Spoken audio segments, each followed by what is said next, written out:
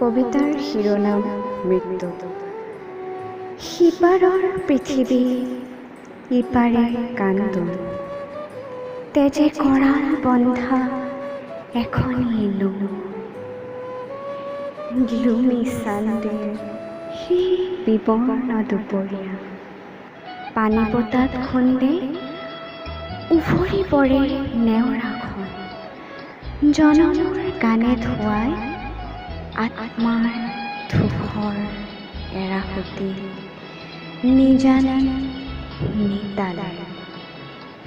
জ্বলি ৰয় ছাই হয় দুদিনীয়া মানৱী দেহা, সোণেৰে সজোৱা পজা জহি খহি যায়। লুইতৰ সূৰ্যাস্ত বলুকাত পৰি ৰয় খোজ, মৰিশালীত শুনো ভগা হিয়াৰ উচুপনি। প্ৰতিধ্বনিত মাথো